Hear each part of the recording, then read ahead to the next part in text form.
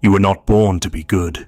You were born with fists, with hunger, with a scream that shattered the room. But they taught you to smile. Not the smile of joy, the smile of survival, of submission, of strategy. You remember it vaguely, don't you? That first time you bent your truth into something sweeter, softer, safer. You called it love, but it was already your first betrayal, not of them, but of yourself. Since then, you've become a masterpiece of pleasing. You dress in silence, decorate your cage with compliments, wait for permission to breathe, and every time they clap, something dies. Not loudly, quietly, with dignity. You call yourself kind, but kindness without a spine is just manipulation in a mirror. You say you care, but care without a will is cowardice in costume. You stand in a room full of people and wonder why you feel invisible. Perhaps it is because the real you escaped years ago, and the one left behind is just performing his absence. Say the word, and I will show you what remains when the mask begins to rot. You were taught to be agreeable before you understood what you agreed to. That is how obedience begins, not as punishment, but as applause. They loved you most when you abandoned yourself. They clapped when you sat still, smiled when you shut up, rewarded your weakness and called it well behaved. You mistook their approval for proof of goodness. It wasn't. It was proof you were breaking. And you kept breaking because each fracture earned you a pat on the head. You do not remember when you first betrayed your instincts, but your body does. It flinches at confrontation. It hesitates at truth. It withholds rage and masks hunger. You have been trained to call this virtue, but it's only a disfigured will. You do not serve morality. You serve comfort, not even your own, theirs, the crowd's, the woman's, the imagined gaze that watches you from every corner of your choices. You polish your tone, soften your edge, flatten your fire. You become a shadow version of yourself, digestible, palatable, forgettable. You think this makes you safer. You think pleasing will earn you loyalty, but all it ever earns you is contempt, because somewhere they sense what you do not, that you are lying, not loudly, but completely. You've dressed the lie in etiquette and modesty, wrapped it in charm, but the lie stinks, and those who see through it, they will either devour you or ignore you.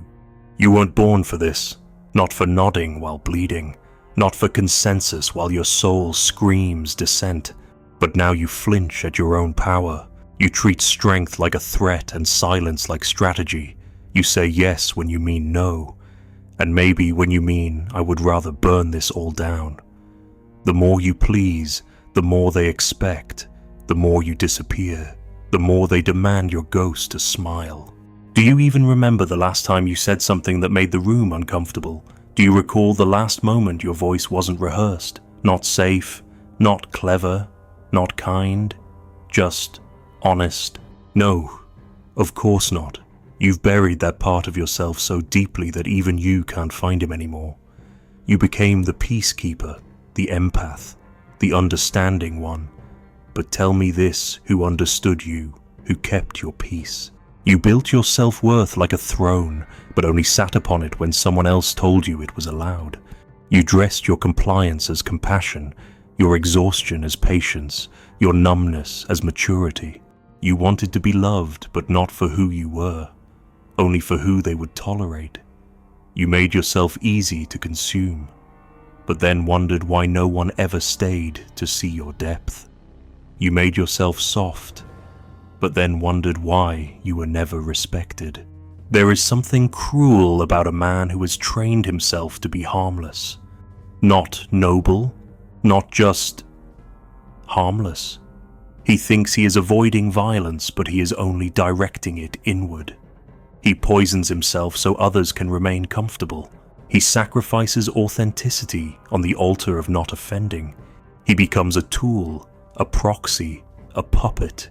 He loses the ability to want, to demand, to wound, when wounding is righteous. And worst of all, he believes this is strength, the truth you feared being unloved more than you feared being false. That is the root, not virtue, not kindness. Fear, that primal, shivering, crawling fear that if you became truly yourself in all your contradictions, hungers, fury, chaos, they would leave. And maybe they would. But what would remain would finally be yours. But no, you chose the safety of applause over the agony of authenticity. You told yourself you were building bridges, but you were only digging graves for your impulses. Every nod was a nail, every compromise a shovel. You buried your will beneath layers of diplomacy, and now you barely recognize yourself without a script. They say men don't cry, but that is not your prison. Your prison is that you don't scream, you don't howl, you don't rage when you are broken, you don't demand when you are denied. You wait, you justify, you rationalize, you become reasonable. But your spirit was not made for reason, it was made for rebellion, and rebellion not against others, but against your own cowardice is the only path to freedom. Every time you please someone at the cost of your own integrity, you carved a little more of yourself into silence. You turned your spine into velvet, your fire into fog. You told yourself it was maturity, enlightenment, decency, but it wasn't. It was a bribe.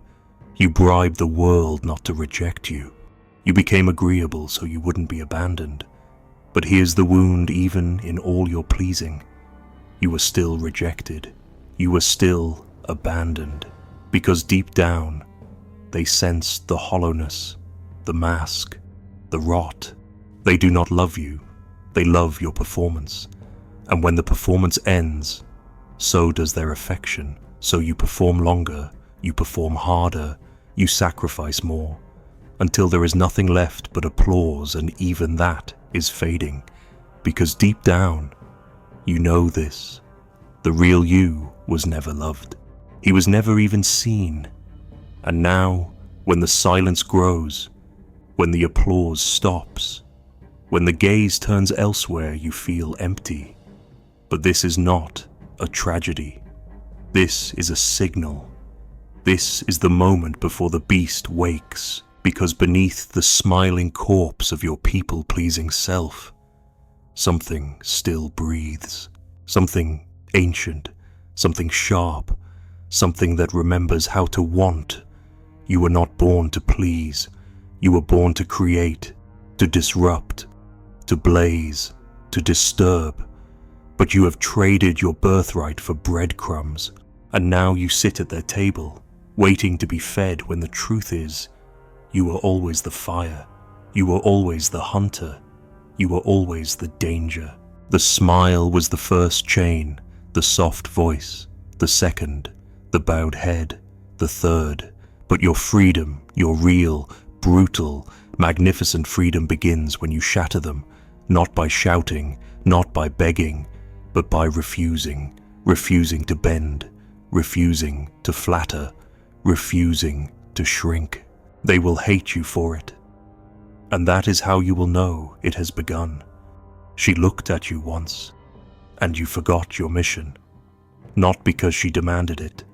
No, she never had to. Her gaze was permission. Her silence. Scripture, you rewrote your instincts to be legible to her. Every word you didn't say was for her comfort. Every truth you softened was for her favor.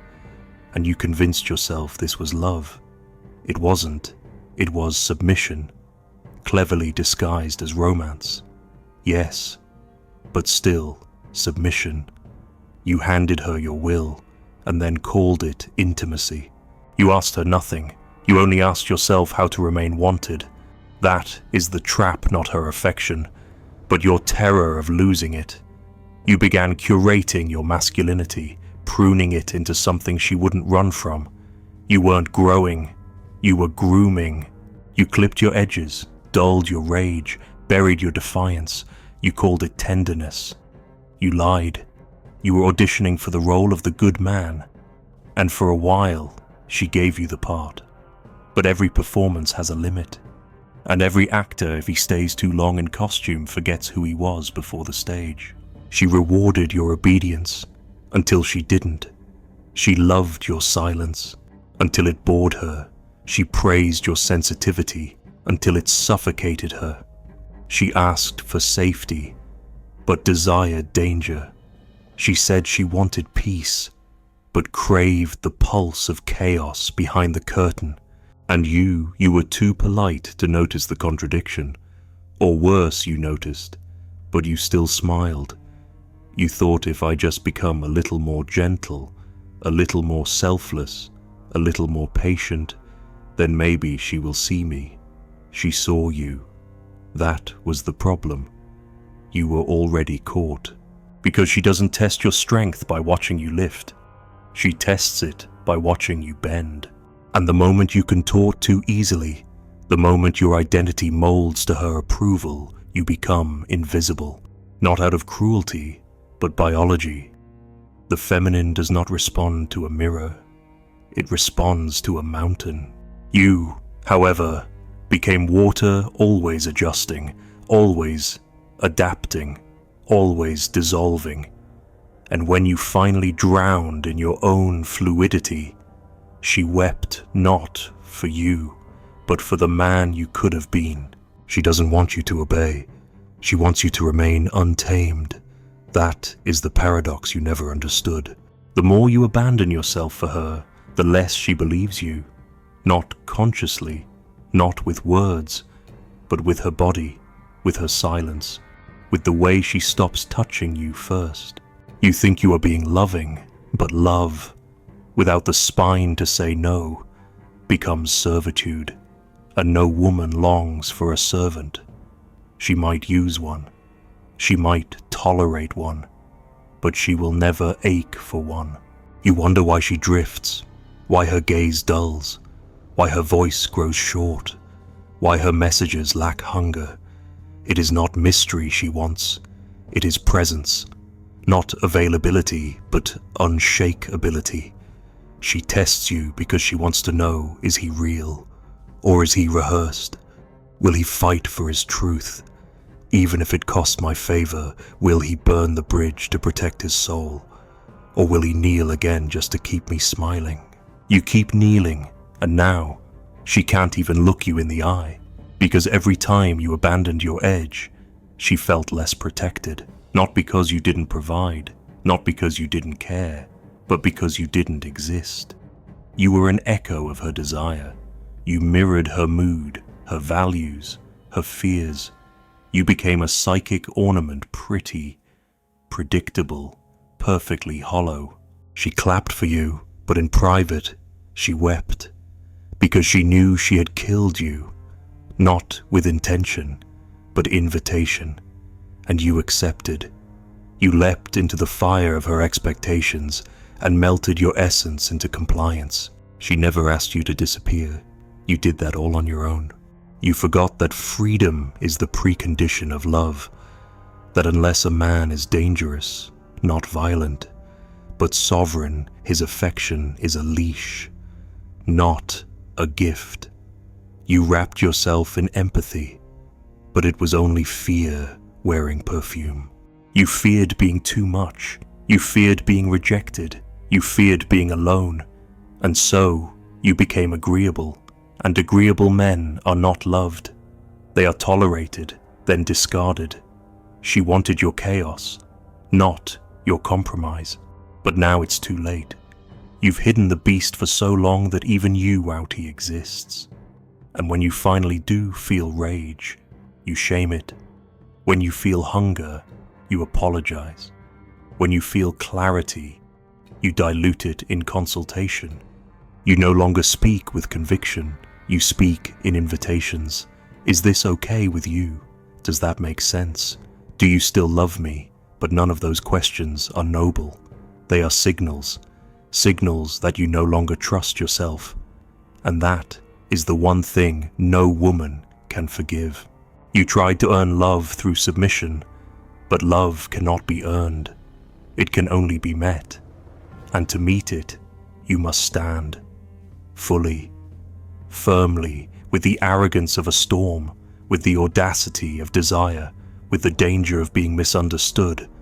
But you did not dare, and now, the reward you sought, her validation, has become your prison. You need it, you chase it, you starve without it, but it no longer feeds you, because her applause was never food, it was bait. The trap is elegant because it flatters you.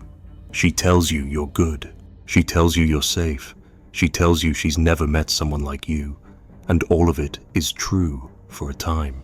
But the moment you start performing for that echo, the moment you build yourself around her perception, the seduction ends. You've mistaken her interest for a contract, but there is no contract. There never was. There is only the question, will you still be you? If she walks away, you cannot answer it, because you don't know who you are without her. That is the final betrayal. Not that she left, but that when she did, you collapsed. You didn't mourn. You disintegrated because you were never whole. You were a mosaic of her preferences, glued together with hope, and when she pulled her gaze away, the whole sculpture fell, and all that remained was you, bare, unapplauded, unchosen, unseen. But perhaps this is where it begins, not the performance, the war. Because if you can stand here in the ruins, in the absence, in the silence, and not beg to be loved again, if you can reclaim your hunger, not to be desired, but to desire, if you can speak a sentence without watching her eyes to see if it's still acceptable, then maybe you were never tamed after all. You thought the performance would save you. You thought if you played the part well enough of the good man, the soft man, the predictable man, the world would reward you with peace. But peace was never the goal. Not real peace. Not the kind that comes from truth. What you wanted was comfort. What you worshipped was acceptance. You became so skilled at hiding your hunger that even your shadow forgot your name. But the body keeps the rhythm. The soul keeps the ledger. And the animal, the one you buried beneath all the careful smiles and diluted yeses it kept breathing, it waits. Not in rage, not in shame, but in stillness.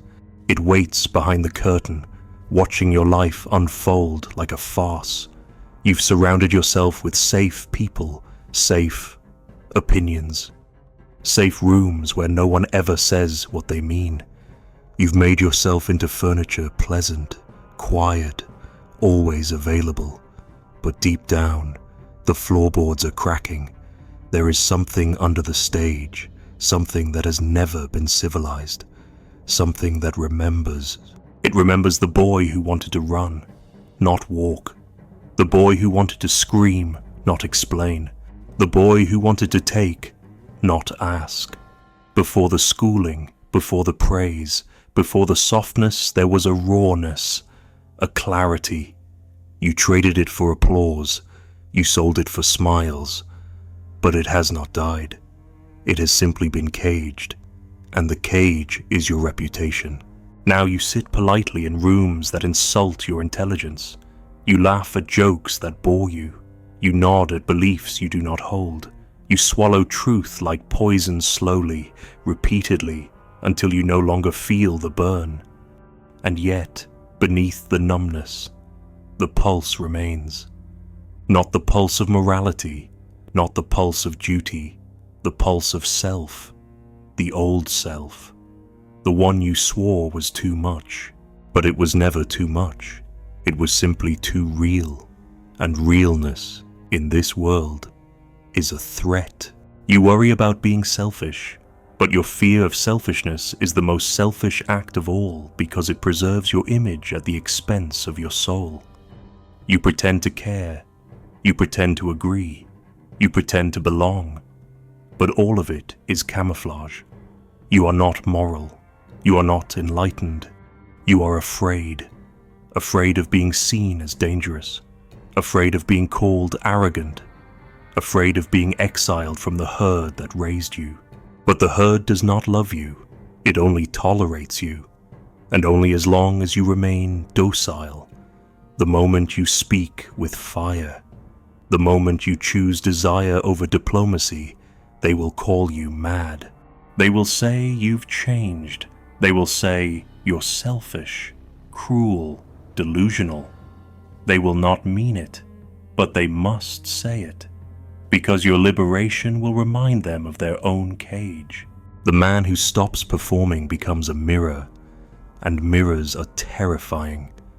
You once thought authenticity would bring you closer to others, but no, it brings you closer to solitude, because realness demands distance from the circus, from the rituals of pretending, from the market of false kindness. And so, you must walk away not in bitterness, but in clarity. You must walk away from every conversation where you are expected to be less than whole. You must walk away from every relationship where your fire is treated like a flaw. You must walk away from the version of you who kneels.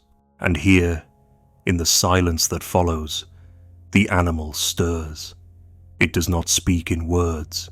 It does not need language. It speaks in action, in breath, in defiance. It is the part of you that does not care whether she understands. It is the part of you that would rather be hated for truth than loved for performance. It is the part of you that wants to want, not to be liked. This is the most dangerous rebirth, not of rage, but of indifference to opinion. When you no longer shape yourself for them, you begin to remember your shape, not the one they designed, the one you abandoned.